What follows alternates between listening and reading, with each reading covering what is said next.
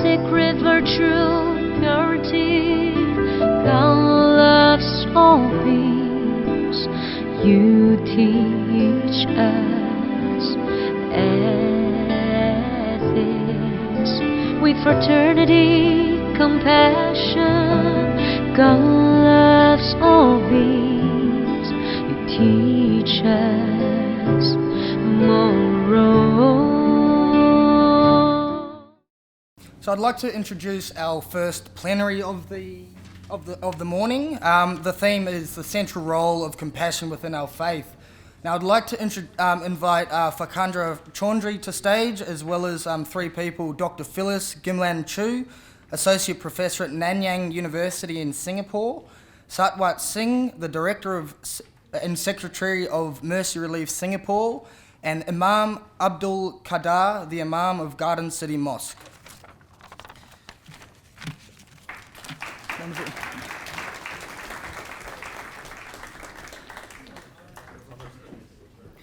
Now, I'd just like to introduce our moderator, Fakandra Chaudhry. She's an amazing lady who has a strong background in equalities, community development and training. She's worked hard in a variety of settings at local and international levels, and she is currently working within a public sector organisation. Her work includes a European partnership tackling hate speech, exploring extremism and radicalisation within youth workers, mentoring and coaching future leaders to build youth fields, supporting the development of interfaith groups, and peace-building training and the capacity for community organisations. She is a practitioner of non-formal education methodologies and in learning and passionate about creating spaces which stimulate us to challenge our own perceptions of the world around us and to understand people's stories from their perspective. In 2005, she was awarded an MBE and the International Woman of the Year Award in 2006. And she has also served as a Justice of the Peace recently after a time of 25 years of service. She also enjoys the outdoors and is married with 5 children and 10 grandchildren. So please, without a G, Ms. Fakandra Chaudhry. Thank you very much, everyone, and greetings to everyone. I just want to go back to that quote by Karen Armstrong. Compassion is not an option for us. It is key to the survival of the human race. And I think throughout these 2 days, we maybe want to keep reminding ourselves the importance of this. But I'm pleased to moderate this session, the session which is looking at the central role of compassion in our faiths. And I'm really pleased to tell you that we have 3 wonderful speakers who will share their knowledge but also words of wisdom around this area. So if I can introduce first Dr. Phyllis G.L. Chu. She's a professor at the National Institute of Education in Nanyang Technological University and has served on various ministerial committees addressing language education in Singapore. A well-published international researcher on comparative religion, she was Fulbright visiting researcher to Harvard Dignity School in 2010. She was also the 2012 United Kingdom's Leverhulme visiting professor, visiting several UK universities to lecture on the linguistic potential of interfaith harmony. On the NGO front, she is past president of the Association of Women for Action and Research, University Women Association of Singapore, and the English Language Teachers Association. Her academic publications are many, but include one on Chinese religion and the Baha'i faith, and Muslim education in the 21st century, and Asian perspectives. So welcome, Dr. Chu.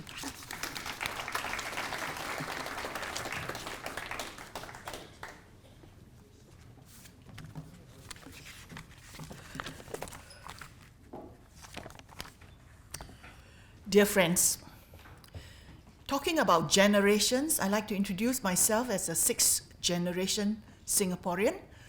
I was born and bred in Singapore. My mother tongue is Chinese and Singapore English, But don't worry, I will speak in standard English. Now, I have been tasked to talk about compassion from the viewpoint of my faith. I'm a member of the Baha'i community in Singapore, and so now I will talk about compassion. I believe I have been given 20 minutes, and I shall do accordingly. Well, as Marilyn Tokovich and Karen Armstrong has said, compassion is feeling for the others. It is caring for the others, love for others, service for others, and that it is much more than empathy.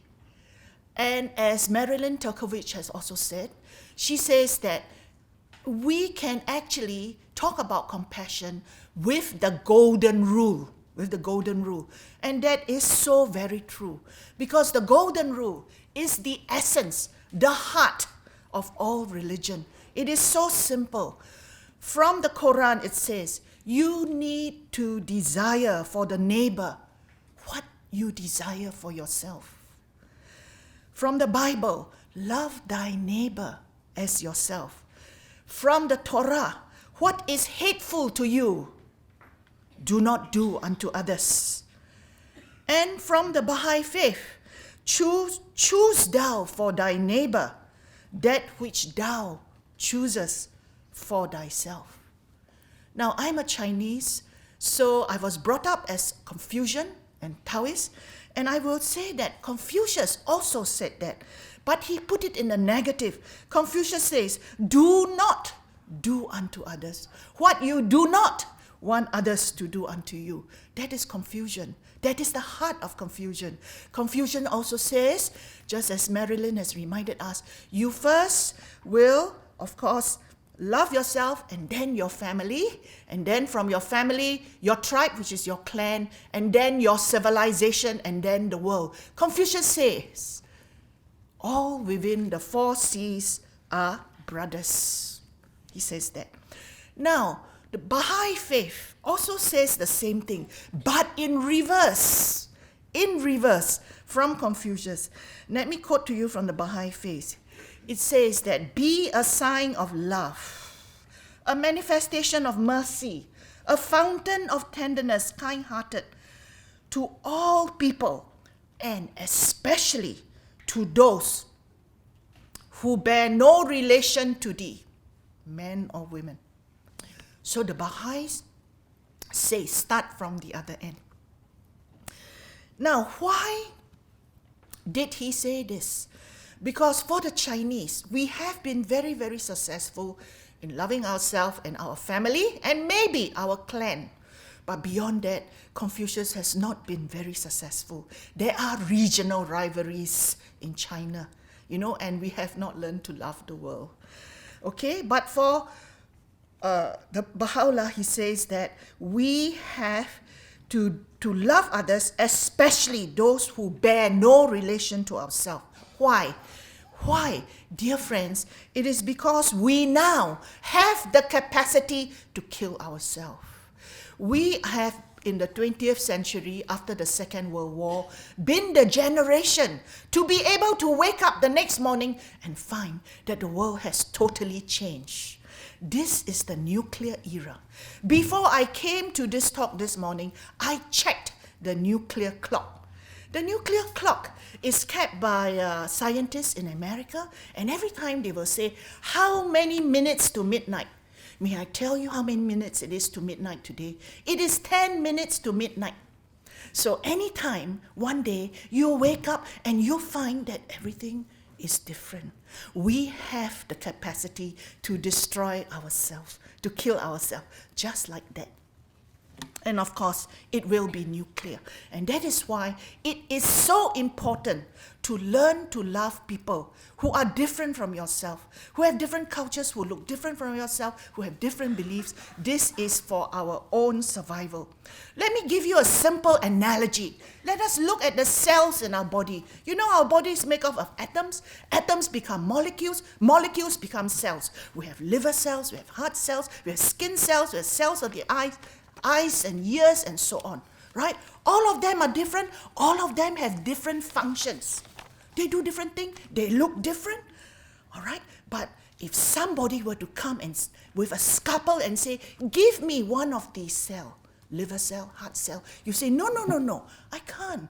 Because if I give you my liver cell, everything will die. Everything will die. Okay? So, although all the individual cells have their own notions of health, okay, it becomes meaningless. All right? Even if your liver is healthy, it is meaningless if your heart is not healthy.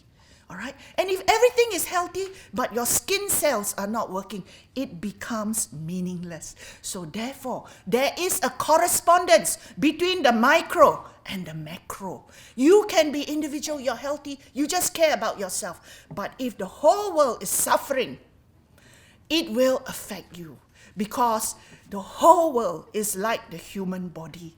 All right? We all have to be healthy, yes.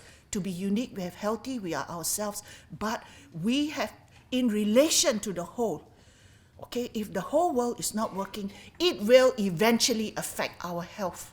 It will affect us. As I say, we all are living in the shadow of the nuclear age. So we have no choice. We have to learn to love one another. We are, let me quote to you from the Baha'i Faith, we are the fruits of one tree, the leaves of one branch, the flowers of one garden. Okay? And another quotation, glory is not his who loves his own country. Glory is his who loves his own kind. Okay? So, the Baha'i Faith is quite radical. You know why? Because it calls for us all over the world to work together. This is the only way to have peace. This is the only way to solve the environmental problem. We have to have unity. If there is only one word that can describe the Baha'i Faith, that word is unity. Without unity, eventually, we will all die. Okay, it's 2 hours. It's 10 minutes to midnight. This is so radical today, to call for the eradication of national boundaries. Yes, it's terribly radical. Radical was a word that Marilyn used. Okay, but let me tell you, radical means you are left of center. You're not even extreme left. You are just off the table. You're off the table. You're calling for the elimination of national boundaries? Yes, but all the prophets or the manifestations or the gurus they have been radical. Buddha was very radical. He angered all the Hindu priests, etc., etc. He eradicated the caste system. He called for equality. How radical is that? All right. He died after eating some food. He was believed to be poisoned. That's radical. Jesus also had a temper. He was very upset, and he overturned the tables, in the temple, and he didn't observe the law of the Sabbath, and of course he was crucified. Right? They don't like him. He's a rebel. Okay, and the Prophet Muhammad, all right, was not popular. He had to flee from Mecca. All right, because they were very upset with him. He had to flee from Mecca to Medina. So let me tell you that the great teachers, the great Buddhas, the great Tathagatas, the great gurus, the great teachers, the great manifestations, and the great prophets have all been very, very radical, and they have never been popular during the time that they live, and they always want to give a solution. And the solution today from the Baha'i Faith is you have to be united. All right? And now that's very hard to do. All right? And you have to learn that the world is one country, and mankind, its citizens. And if you don't believe that, and if you don't work towards that, well, it's 10 minutes to midnight. So let me then summarize compassion again, okay? Which, as I say, in essence, is the golden rule. The ability to feel for others, the test of true religiosity. All right? And I would like to say that the scripture teaches nothing but charity. and the scripture teaches nothing but how to love one another, how to be of service to one another, and how to be a source of peace, which it is and should be. We need to reclaim religion from those who have hijacked its true interpretation for their own purposes. And as Marilyn Turkovich has said, compassion is not just feeling sorry for others. It is not just empathy. It is also action. All right? It's not just belief. Belief. You also have to behave differently. You also have to act. And this is also part of the Baha'i faith. What is service? Compassion is service. Compassion is not just belief. Oh, I believe. I believe we should have empathy. No. It is action. It is tending to the sick. It is raising the fallen. It is caring for the poor and needy. It is sheltering for the destitute. It is protection for the oppressed and comforting the sorrowful. This is worship. If you do this, this is worship. To serve mankind and to minister to the needs of the people. This is worship. Service is prayer. Service is prayer. So, this is our definition of compassion. Now, in the video, Marilyn mentioned many things. She mentioned empathy. She mentioned many virtues. Empathy, let me try to remember. Compassion. She mentioned kindness. She mentioned service. She mentioned care. She mentioned love. But there was something else that she didn't mention. And I thought I will mention this. And that is that, compassion also have another corollary. It is very hard to have compassion if you do not have a virtue. And that virtue starts with D. It starts with the letter D. I wonder whether you know it. It's very, very central to Buddhism, also to Taoism, also to Confucianism, and also to the Baha'i faith. That virtue starts with D, detachment. Detachment. You need to be detached from your ego, from yourself. Otherwise, you cannot have compassion. All right, the detachment from self. You see, we have to practice this detachment. Detachment from materialism. You know why? Many of the religions think that if we are in competition with one another. We're trying to get believers, followers from each other. So these are our competitors. But let me tell you that our competitors is not other religions. Our competitors is the rampant and unbridled materialism in the world today. Money is the God. That is your true competitor. So as long as you pursue money and greed and status and everything that is material, it is very difficult to practice compassion because your God, really, how much time do you spend pursuing money and status and wealth? So your God is really, truly materialism. So you need to recognize that you need some detachment. Otherwise, you will not be able to practice compassion. So let me then offer to you another virtue which, besides those that have already been mentioned, and that is detachment. So in the Baha'i prayers, there are prayers that says, I am a captive, please rid me of my bondage to my ego, to myself, that I may soar on the wings of detachment, all right, towards the summits of thy creation. Let me now just conclude, because I have another 5 minutes left. So, now I was warned that, you should just talk for 20 minutes. I said, don't worry. Okay, to summarize,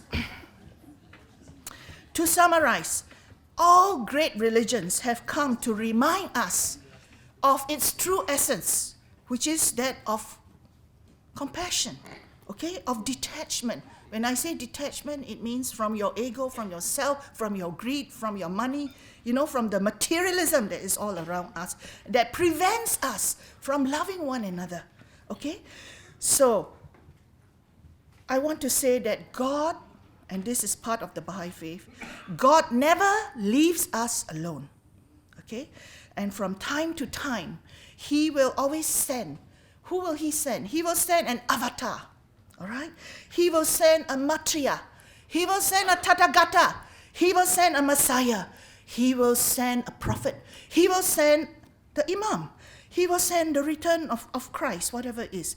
He will send, in brief, as Confucius says, He will send a great teacher.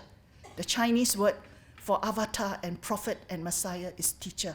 He will send a great teacher who will come to remind us once again of the silver thread that links the world's great religion.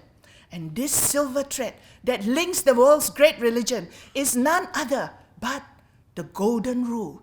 That is the essence.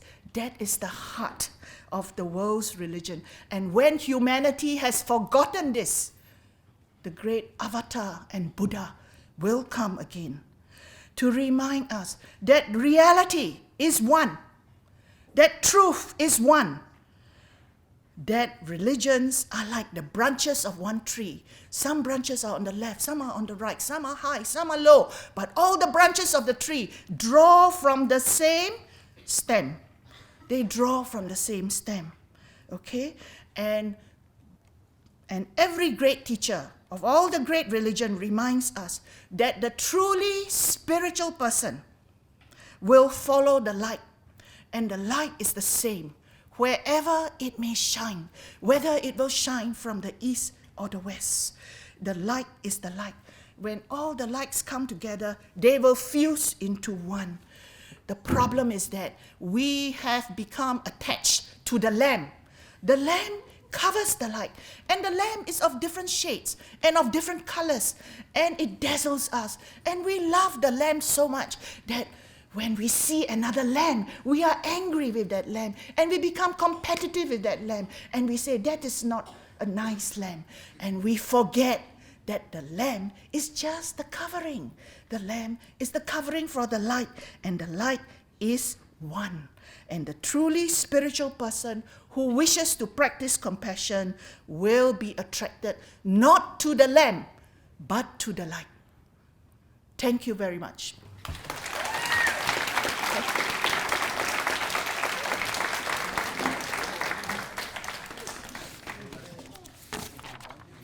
Thank you very much, Dr. Chu. We're going to, first of all, hear from all the speakers, and then if there are questions, so if there are questions that you would like to address to Dr. Chu, please note them just now, okay? Just some things which I've heard from what you've said. Golden rule, learn to love people who are different from ourselves, the interconnectedness of who we are, thinking out of the box and challenging the status quo, and the detachment of ego. These are the areas that I've kind of really picked up from you. So we'll continue. I would like to just let you know who the next speaker will be.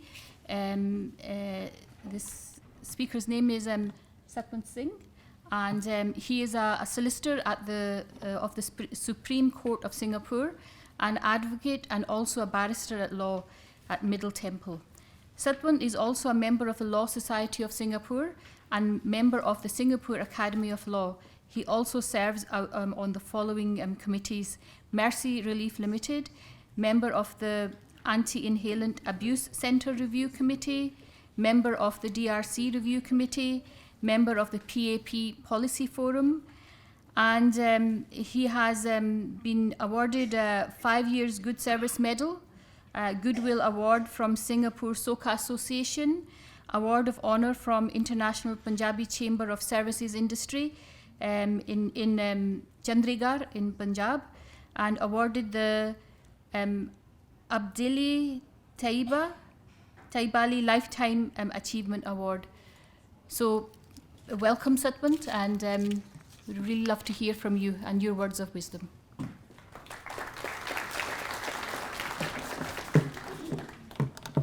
Sat Sri Akal.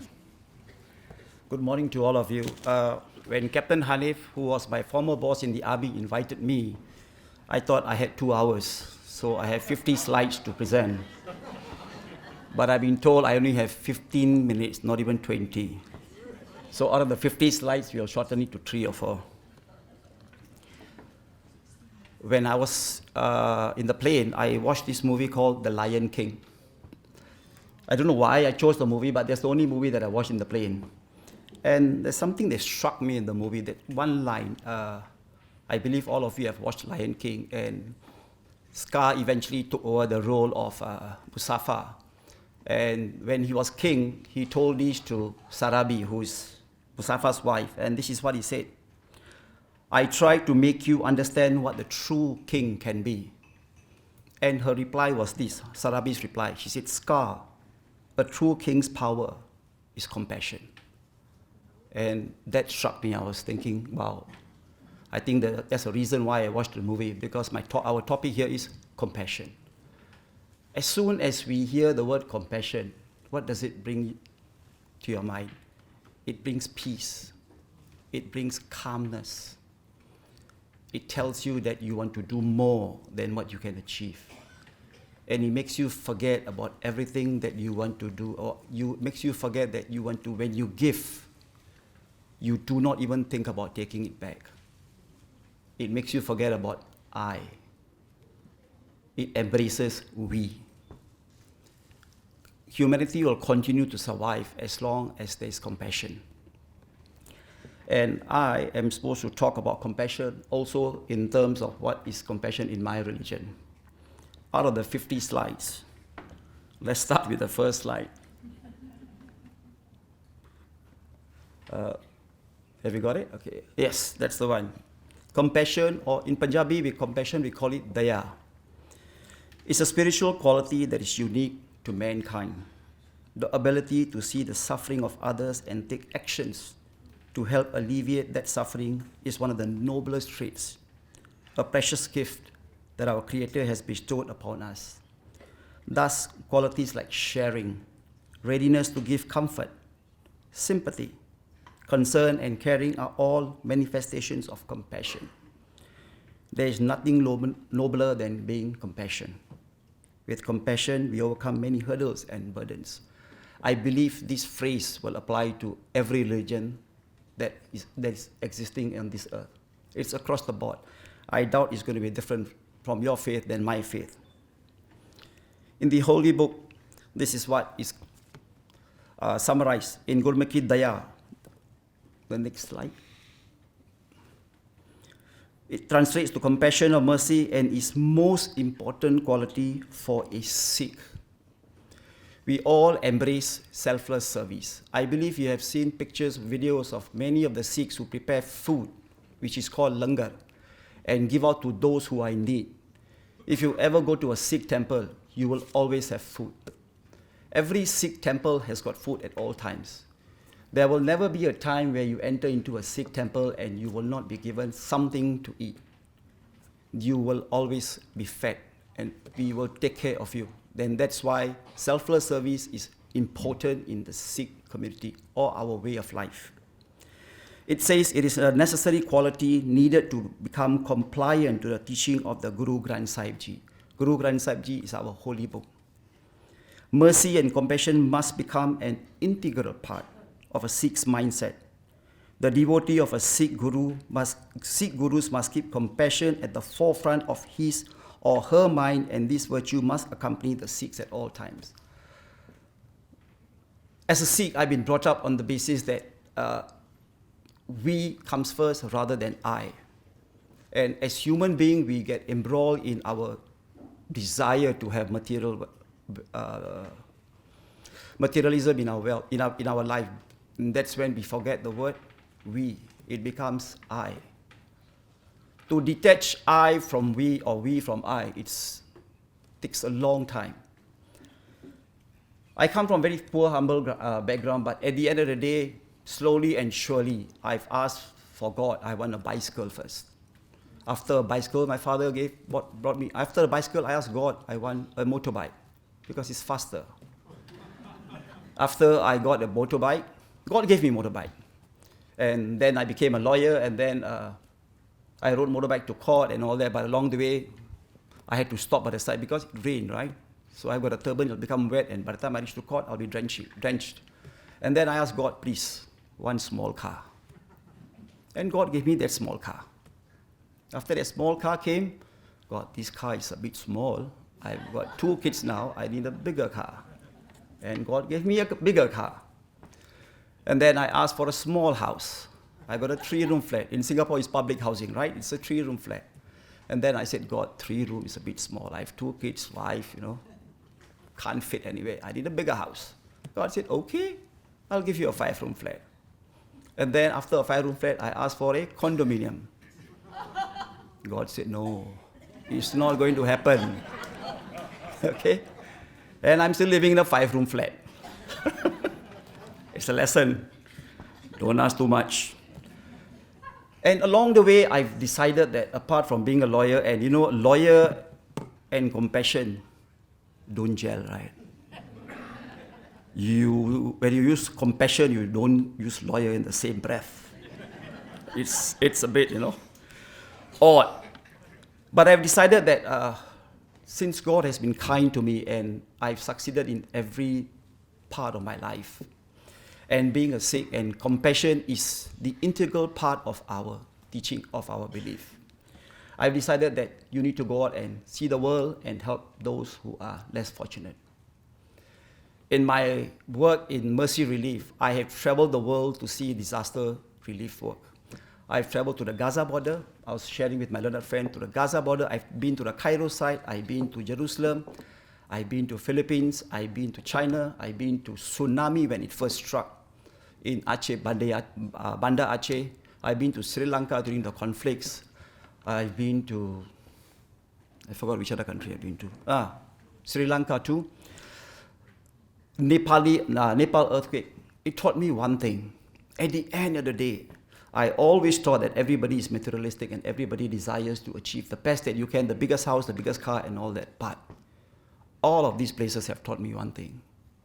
Compassion exists in all of us. You won't believe when I went to Nepal earthquake, at the end, water, just to get water, they had to queue up for 2 hours. I was thinking, I don't know whether I could achieve that, standing in the queue for 2 hours just to get a pail of water, and then you get this water, you go up to the mountain top, and that's where they lift. How many of us would actually do that without even complaining? Everybody there was with a pail, and they stood there, and they just waited for their turn. I went to Banda Aceh when tsunami struck. As soon as a disaster, what do? We normally talk to God, right? God, how could you do this? When I went there, this is what I saw. A flat land across. As far as my eyes could see, a flat land, except one mosque that stood there. Other than that, everything was wiped out. And I stood there and asked God, what is all this? Where is the compassion? Because we always say in Punjabi, Daya karo mere sai. God, please be compassionate. But there was nothing there. And in the center of the town, if you ever go to Banda Aceh, you will see a barge. This is a barge which was at the sea and is now in the center of the town. You just imagine how the waves picked up that barge and landed in the center of the town. Everything got wiped out. The water was about 10 stories high. It taught me a great lesson. Always be kind. Always think of we first before I. In my practice, I've got a lot of people who come and ask me for help, and I do. Captain Hanif knows some of those people that I've helped. It's not always about money. It is about what you can give. I always tell myself that God has given me this gift to be a lawyer. A lawyer means to help others. Yes, we fight cases in court. I will tell you that the sky is purple color for the matter if my client pays me the money, right? But can I do justice as a lawyer for the matter? Can I be compassionate and can I spread this so-called good feeling about compassion to others? Every year I will travel to Punjab in December, shut my firm, and I will, what would I do? I will refurbish schools. Done 17 projects for the matter. Every year we choose one school. And I bring along people of different faith. They're all students of different faith. They all live in Punjab, and I teach them real life. And when I go to the village itself, when I go for the project, we stay in the village. And my participants will experience what those villagers experience. There is no internet. And the minute there's no internet, it freaks them out. How can I survive? I said, you will. Satwan, is there television? No. What about electricity? I said, that is at the whim and fancy of the government. Because in India, everybody steals electricity. So what does the government do? Switch off at night. It will take back, it's like a tit for tat. Government say, you steal, you don't pay, never mind, I will take it away from you at night when you need it most. So when my participants bathe with a bit of hot water and the electricity goes off, and we only go there in winter, just to let you know. And as soon as the water becomes cold, I will hear somebody, as though there's murder, I will just remain still. And the rest of the participants will be, I say, nothing's going to happen. You're just going to bathe in cold water. And these participants cannot adjust the way of life where they have to go to the toilet, go to the paddy fields and sit down there. And when you sit down there and do your business, you have to sing song. If not, somebody else will come along. Let me tell you this, I've tried and I've fallen back before many times, trying to wash, So they will learn the hard way. And when they come back, before they go, you know what they will do? They are like heroes, Small matter. Arrogance. But after the 18 days of community work, painting, they become like our normal foreign workers, where they paint the school, day and night, dig the ground, get water from somewhere, and there's no maid for them to wash their clothes. When they want food, get it yourself. And that is something out of this world. I can't get it myself. My mother should get it for me, or my maid should get it for me. They go and get food. After 18 days, whenever I leave any project, there will always be tears. The villagers will cry, we will cry. Because why? We form a family. The word compassion is centered around everybody. Ding dong, 2 minutes. and at the end of the day, when they come back, they always tell me this. It's always a common thread. I realize at the end of the day who I am and what I have been. And I should take nothing for granted. Because when we flick the switch, light comes out. When we on the tap, water comes out. Not down there, not in a third world country. And in that, I always believe that it's a good thing if you ever have got a chance to do this kind of projects, go overseas, go to a third world country, bring the kids along, and it will make them a better person. And when you have compassion, I always start with I. When I have compassion, I think I can make a change. I think I can do wonders. I cannot change the world for that matter. We have spoke about conflicts and all that. I cannot control everything outside, but I can control I. When I control I think I can move forward, and I think I can make the world a better place, and I think I can connect with the Creator. And in Sikhism, this is what we also say, just to end up, I've been given 2 minutes. 1 more minute, okay? Okay, last 2 slides out of the 50. Next slide, please. This is what it says. Daya taram tap natural jis karam likhada. It says in English translation, compassion, righteousness, and Lord's services are eternal. This is in my holy book. And in the event that you do not have compassion, and this is what it says in the holy book. Next slide, please.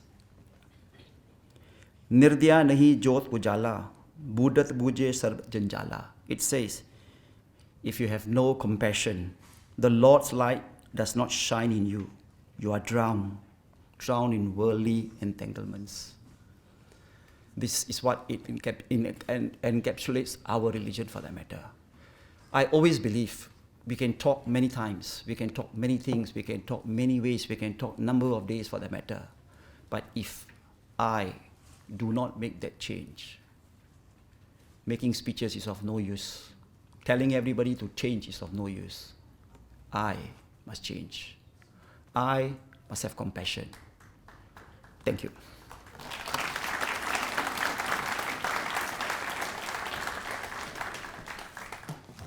Thank you very much, Satwant. Your stories of Punjab, because I'm a Punjabi as well, in terms of where my family comes from, some of that resonated with myself as well, so it's very true. What I heard from Satwant is compassion is peace, is calmness, it's about selfless service. We comes first rather than I. Help others who are less fortunate. And while Satwant didn't say it, but what I was also taking from him was that compassion is about courage. Compassion lives in all of us, and it also is about being patient and being kind. So let me introduce you to one more thing, and that is that we need to begin to walk in other shoes to really understand the other as well. So let me introduce Abdul Qadir. He has an MA in Islamic Studies with distinction at Loughborough University.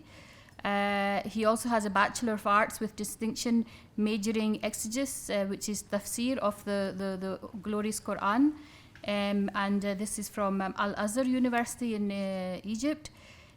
He has been an imam, or is an imam, at the Islamic Society of Toowoomba.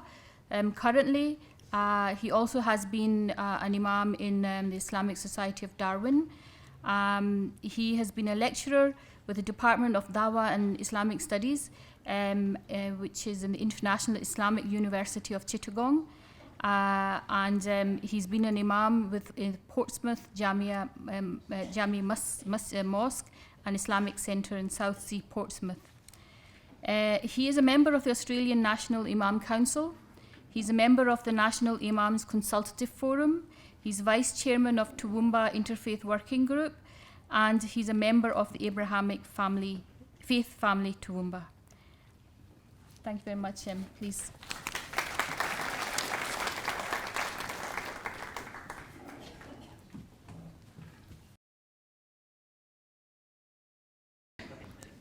Assalamu alaikum wa rahmatullahi wa barakatuh. May the peace, blessings, and mercy of God be upon you all.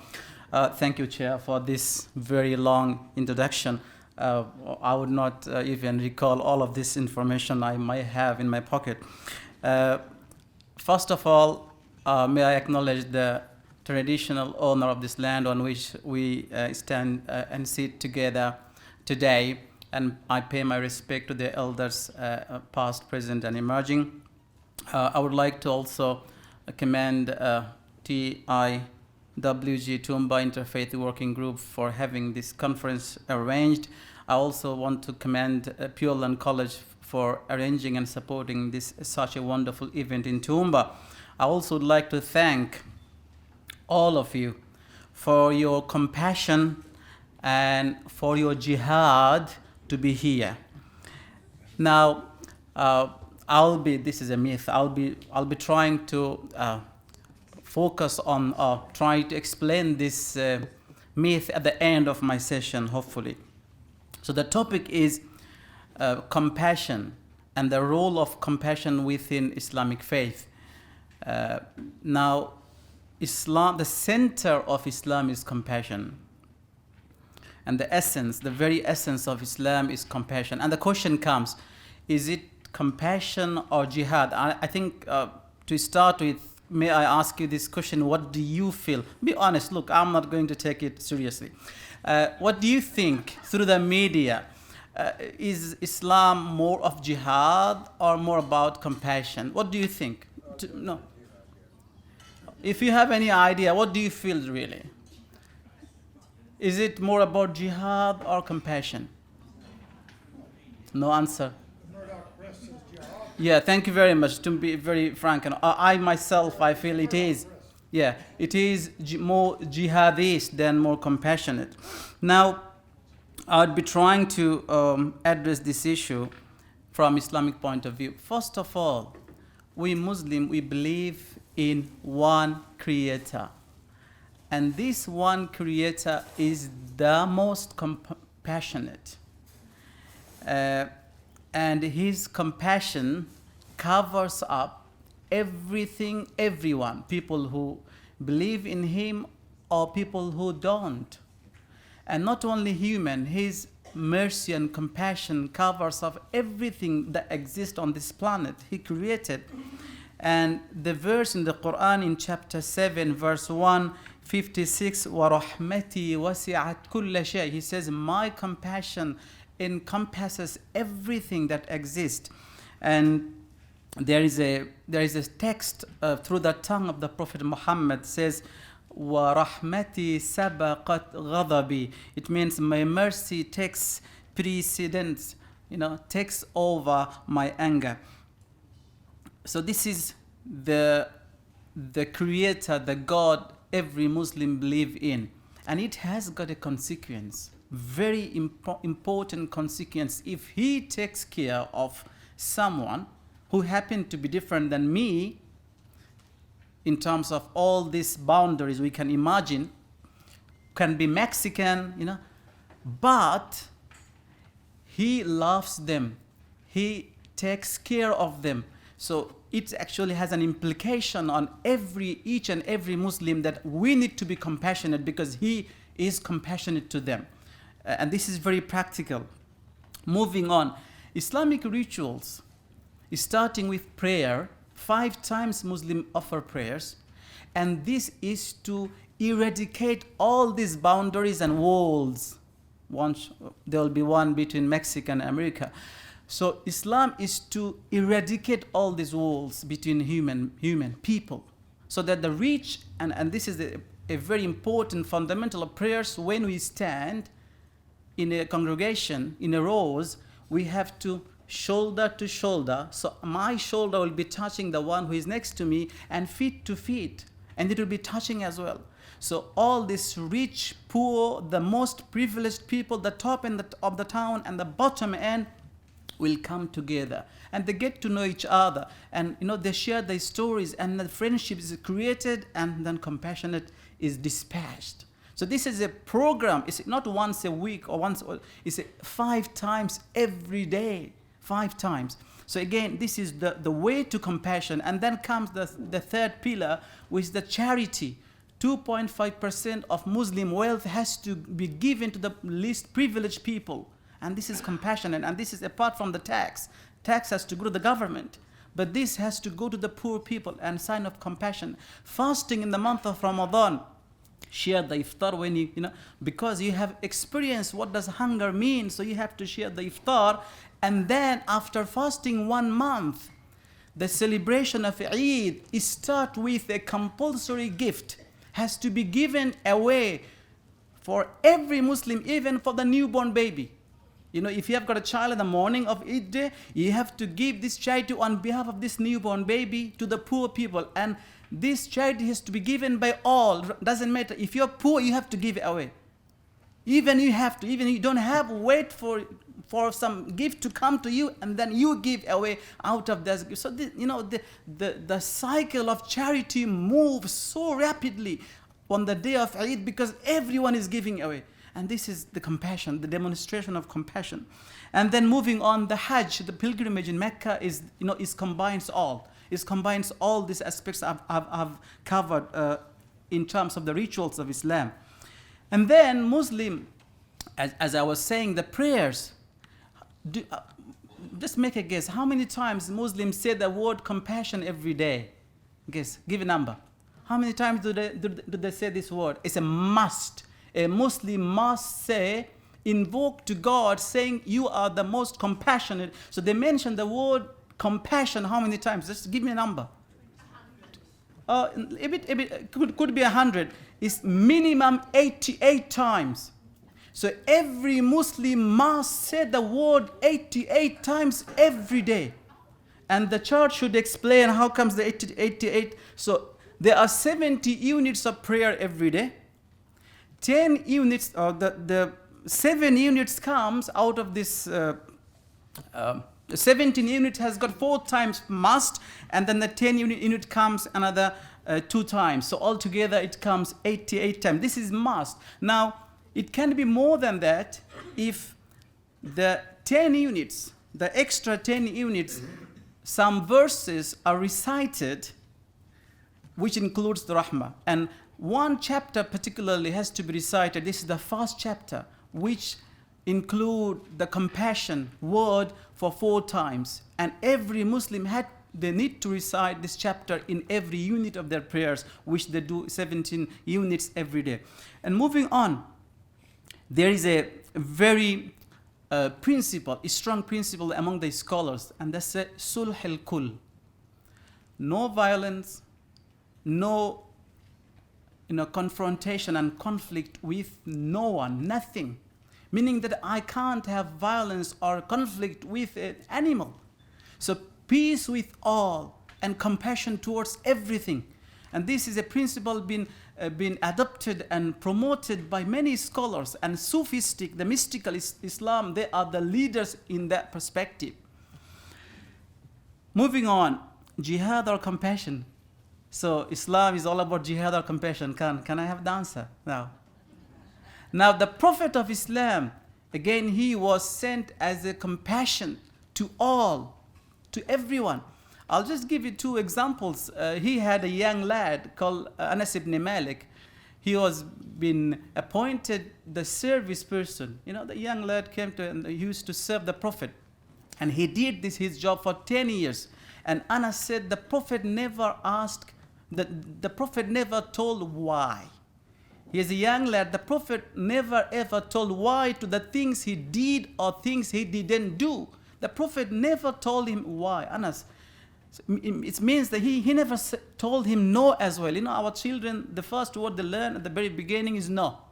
Because we bombard them saying no, no, no every day 100 times, and they grew up, the first word they learn is no. But Anas says the Prophet never said 10 years, not 1 or 2 days, 10 years, and he used to come and serve the Prophet every day.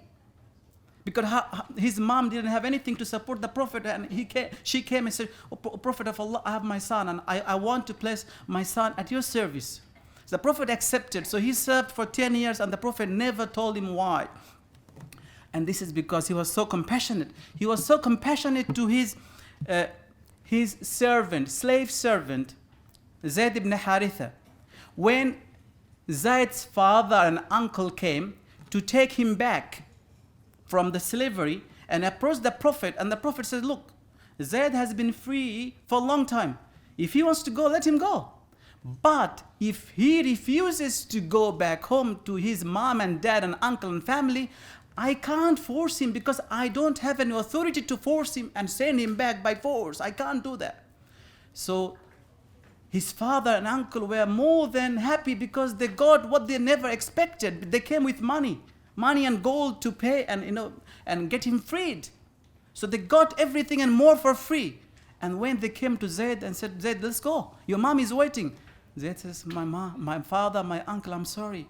I can't leave this man. I can't lose the whole world, but I can't lose this person. I'm not going to go back. This is how the Prophet was so compassionate that anyone came into his contact will never go back. Let's move on. So the question is Islam compassion or jihad? Can I have some answer? Is still jihad? Both? You have to define jihad here. Okay, I'm coming to your point then. Okay, now jihad, the verse of the Quran says, I'll be reading, وَمَا لَكُمْ. By the way, jihad is very broad word, which include the war and fight, use of force. And then you have got qital, the Arabic word, which is fighting. It doesn't have any other, like you are sitting here, you are resisting your temptation, you have got some call, someone wants you to go back, you're feeling hungry, you need to have tea and coffee, but you keep sitting here, you are doing jihad. You are resisting your temptation, and you came here, you made your time, you are jihadist, by the way. So you are doing jihad, okay? But qital is, you take out your sword or weapon and you start fighting. Like if the Prime Minister, Morrison government says, we are going to go for a war with North Korea, so let's go. That's qital. 2 minutes?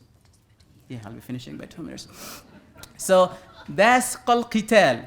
Now this verse I'll be referring to, this is the verse which is revealed in the later era of the Prophet Muhammad in Medina. He says, why you don't launch war. Allah says you should launch war. You should go for fight, qital, fight, killing, and to be killed. That's what's battle. Why? And then why we need to go for fight? And of the weak among the men and the women and children, there are weak men, weak women, weak children. They've been persecuted. The least privileged, the weakest of the weak people, they have been persecuted, tortured, their right been taken away. You can't sit down. So the first thing is you need to have very sensitive approach. You need to have this empathy in your heart. You feel it. And then you start thinking how shall I go through diplomacy if that works? When you try all your arrows been exhausted, there is no other mean you can support those vulnerable people in that particular area. You don't have any other mean. Then Scott Morrison pressed the button of the war and battle. And that's qital. That's qital. At that time, we need to take the weapon. And again, we are taking the weapon because we want the fight? No. Because we want to protect the right of those most vulnerable people, women and children, who don't have any means to get their rights back. So jihad actually comes from compassion. It's not to gain property, wealth, conquer land and set up the colony. No. There is nothing. This is not for the sake of Allah. The jihad for the sake of Allah is to free the most persecuted one. And it's part of compassion. And that's Islam. So the center of Islam is compassion. It's not anything else. If it triggered the gun, then it's coming out of the center, which is compassion. I think my message is clear. So you are jihadist and compassionate as long as you remain here and try to promote compassion within the society, within yourself. Thank you very much for allowing me this time. Thank you very much.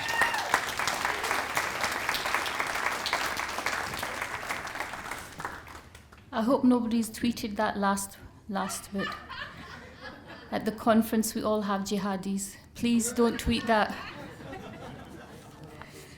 And thank you very much.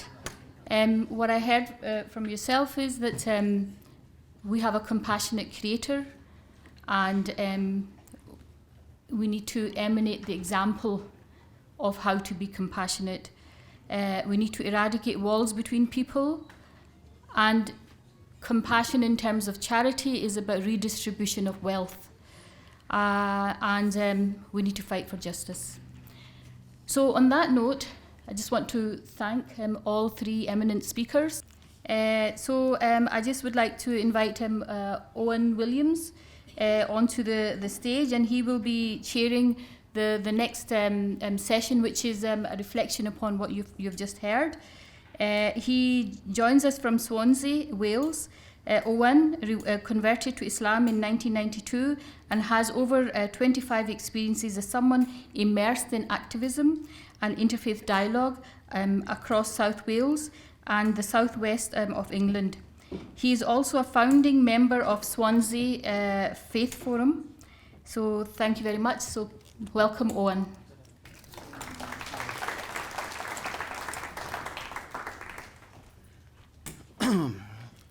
Borada, good morning. A few of the speakers up here earlier mentioned how many generations they'd been Singaporean, or how many generations they'd been Australian.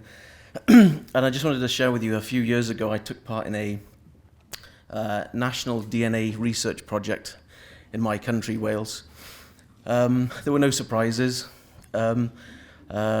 But it turns out that my father's line have lived on the British Isles for at least 4,500 years.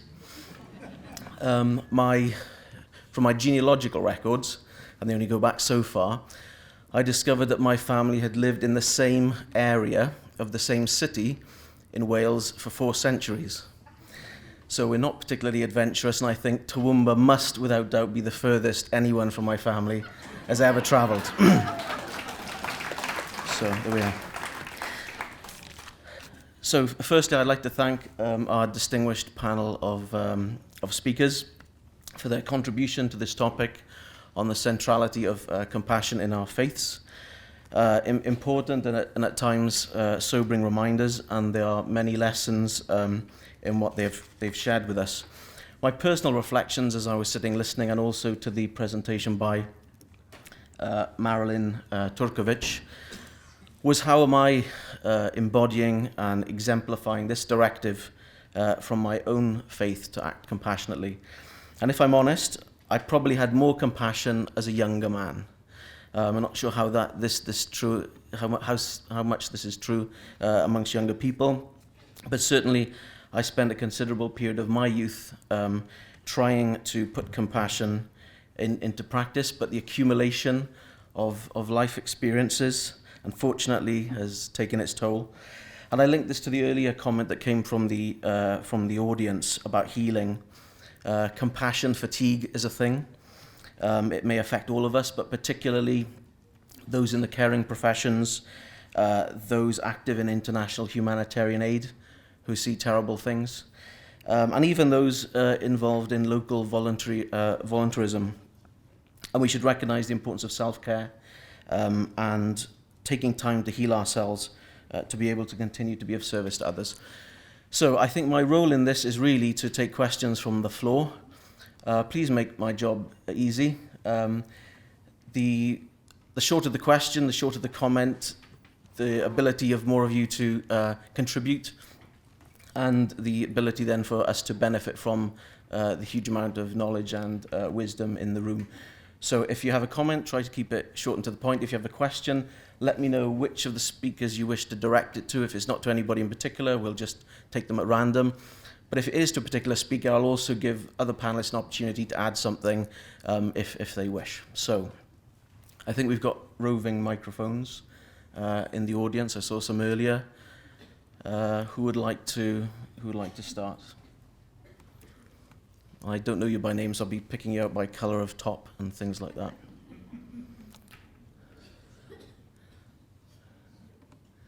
Yeah, so gentleman in the white hat. As an individual, I've detached myself from great power, from working with GLC in Singapore, stockbroker, and now I'm a traditional farmer in Australia. So in my observation, as an individual, it's easier for us to do the detachment. But I observe most leaders, majority of the leaders, be it politicians, religious scholars, they have this, they cannot really practice detachment because they want more power and power. So, fourth, my question, how can leaders practice detachment while they are leading the country, they are leading the community? Thank you. Okay, that's pretty clear. So how can leaders practice detachment? I must confess that when the member for, what is the place called? He gave a little talk, and suddenly my mind was in a different world. And I said, oh my God, I'm going to speak next, and I have to bring the audience back to compassion, because it was like different, it was like a different world. So your question is, how can we, your question again, please. How? Okay. In your own words, yes? How can leaders practice detachment? Okay. How can leaders practice this compassion? It's very, very hard. Is that compassion and detachment. All right. If you remember, what was his name? Sorry. John. Yeah. John McVie said that. He said that he felt more. He said he felt compassion even when they were on the other side. Now, in the secular world, there is always the other side, because in Australia, I think, all right, and most of the world, most of the civilized world, because there was colonialism, we had inherited the template of agonism. Agonism is a Greek word. It's from the Greek word agon. Agon means to compete, to fight. There is always another side. Remember, the Roman Cicero, remember Socrates, remember Plato. I stand on this side, you stand on that side, and may we then debate, and may the truth comes out. There's a lawyer here. So this is the template that the university uses. This is the template for all academic arguments. All right? And so we have been educated in this template throughout our lives. If you want to get a distinction at the university, you better know this template. All right? That is either you're there, I'm here, let us argue, let us see what is the truth, what is right. Let me now give you another template. All right? So that you would know what are the things that prevents us by, being to practice detachment and compassion. And the other template is, of course, the Chinese one. The Chinese is yin and yang. All right? It's not black and white. You know the Chinese circle, there is black. In the black, there is white. In the white, there is black. There is all gray. Everything must be in moderation. If everything is in balance, we will be happy. It is not a matter of you are right, I'm wrong. I am the only true one. You are all false. My teacher is the greatest. The rest are all. There is no one-upmanship. If you want to have peace and harmony, we are all grey. And together, we are one whole. And when we are balanced, and when we are moderation, by the way, the key word, for the Chinese religion is moderation. And when we are moderate, everything will be in harmony. So this is a different template. If you do your PhD in China, yes, you have to write a PhD that is very harmonious, quoting from people of the past. All right, you will not be an individual arguing that I am right and I'll tell you why I am right. That's the other template. That's the other template. So if you find it very, very difficult to be detached, it's because this template which we are very familiar with in school, in the Western society, is like this. Here am I'm an individual. This is the other. This is me. This is the other. That's how we see the world. So we have to change this. We have to realize we are flowers in one garden. Some flowers love the sun. Some flowers like to hide under the stone. Some flowers, if you touch them, they cringe. No.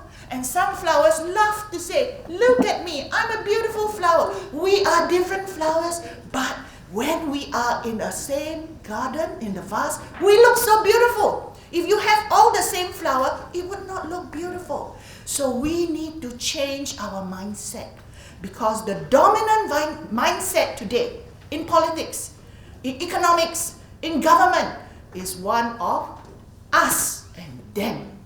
I and you is one of separation.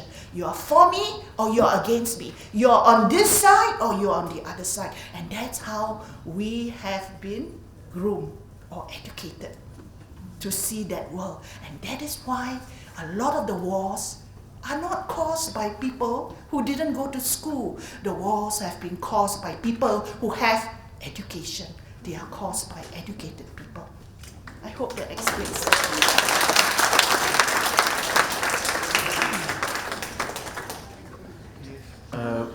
Any of the other panelists had something they were bursting to say on this topic, or I'll open the floor to other questions? Yeah. I'll give a short reply to your question is it political leaders practice detachment? Religious leaders. Oh, religious leaders, okay, but if it's political leaders, then my answer is don't go into politics.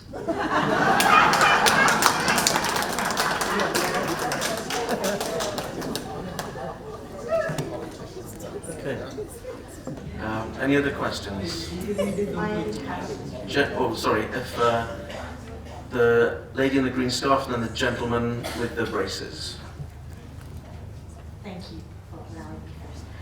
I have a question for Brother Imam Abdul Qadir. Assalamu alaikum, brother. As a fellow Muslim, I have a question for you as one of our Muslim representatives.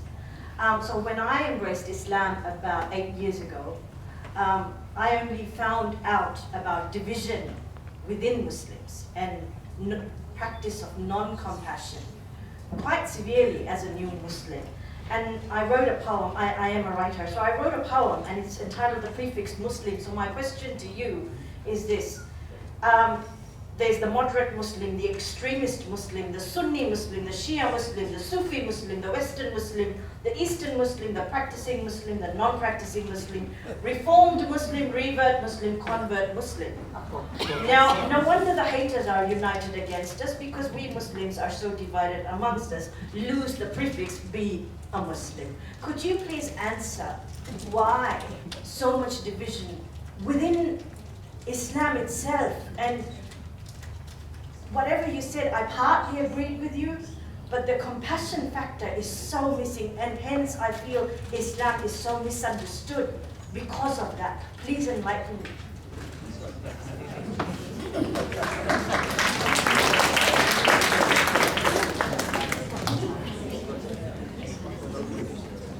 Thank you very much, sister. This is it's not 5 minutes to answer question. This is 5 days workshop. Now, to answer that question, first of all, it's related to the first question as well, the greed and selfishness. It's a human problem. It's a human problem, and religion came to discipline and control that,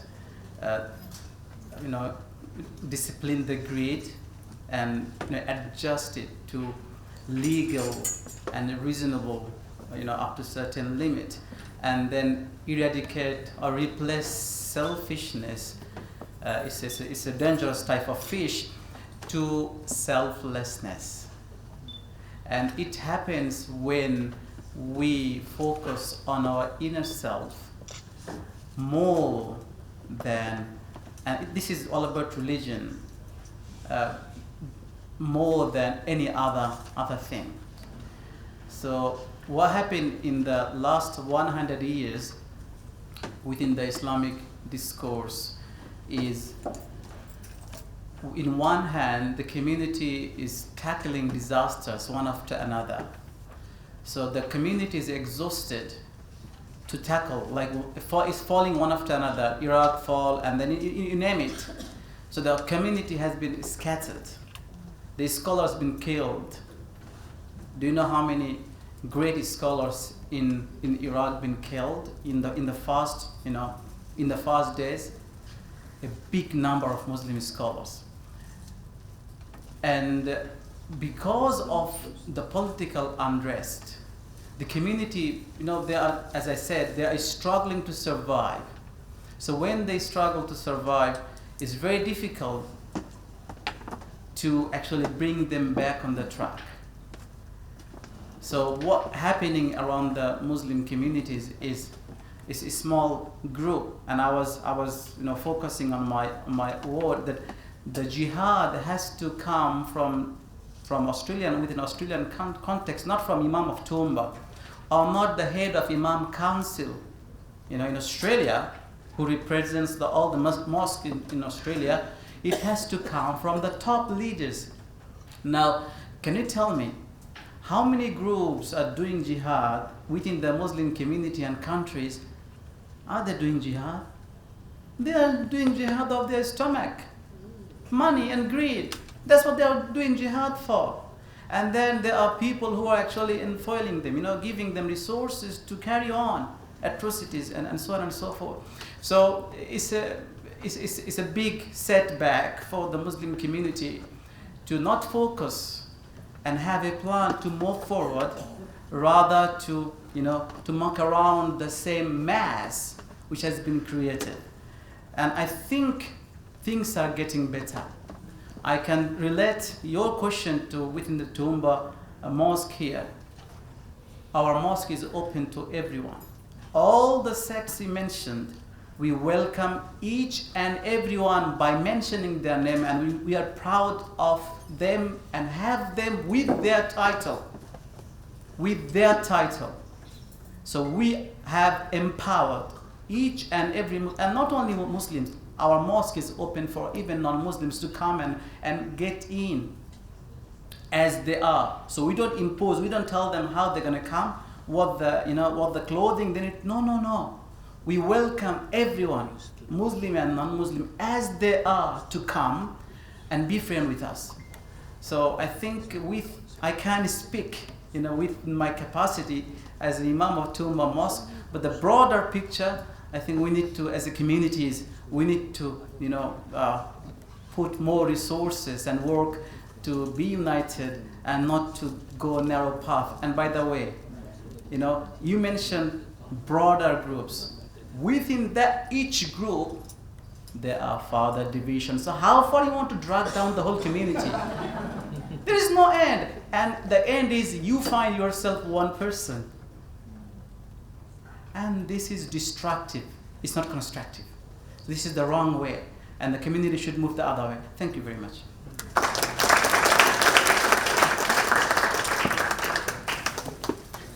Probably hard to bring the other two panelists on that question, it wouldn't be fair. So the gentleman in the braces, and then there was a lady in a black top on the next table. I come from a nation that in the last 20 years has brought the blessings of democracy to Iraq and Afghanistan. And as I listen, and I think, I've been thinking very much about the golden rule, and I just wonder if it'd be better that we rephrase it and say, do unto others as they would have you do unto them.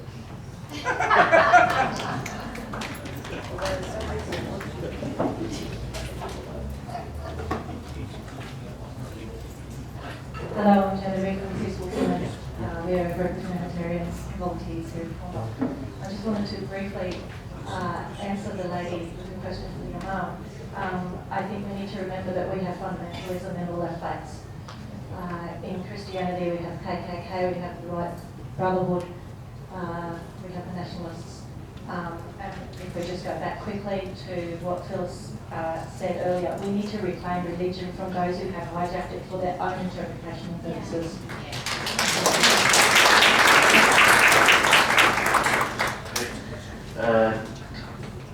Dr. Ravi, in front. I actually know somebody's name, so I have to struggle very close. I don't have a question, but it's a comment for Dr. Chu and for others also. You mentioned that detachment is like compassion. I would agree. I would appreciate this meaning of compassion. What I would like to comment is that detachment is a very strong concept in our epic called Bhagavad Gita. Bhagavad Gita has been translated many times in all languages of the world, and detachment is one of the principal lessons, if I may use the word lesson. And Mahatma Gandhi, surprisingly, I have not heard the name of Mahatma Gandhi, whose 150th birthday is being celebrated this year. Mahatma Gandhi was appreciated, and he wrote a book or a small note called Anasakti Yoga, which means that Gita is meaning the message of detachment. So this was the comment I wanted to make for all the people here. Thank you.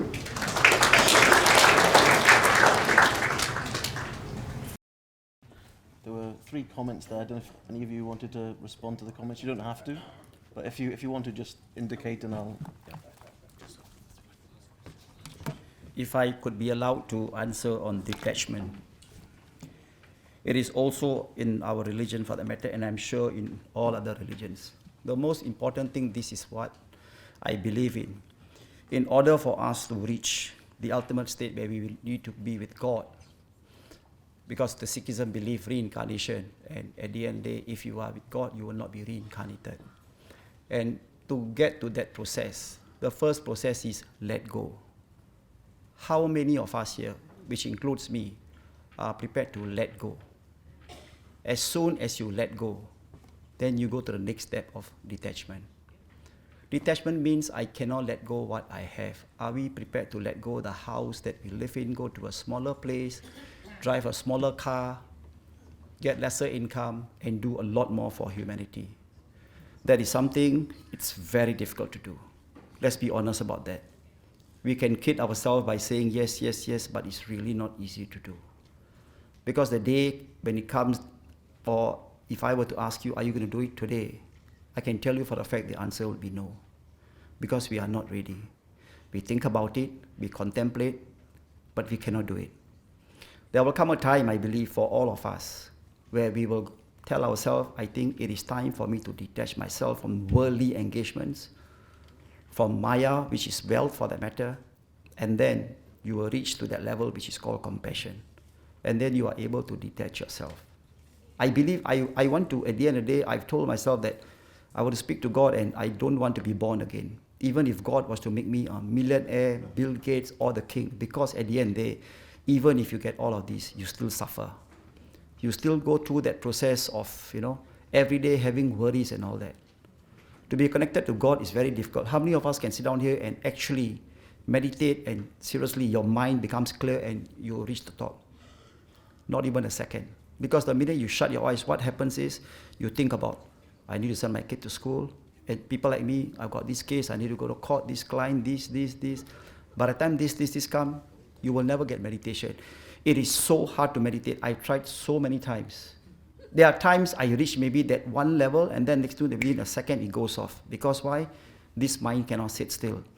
In our holy book it says, if you conquer the mind, you conquer the world. This is what we need to do. This is where the detachment is, this one. When we reach that, I think we'll be there. Thank you.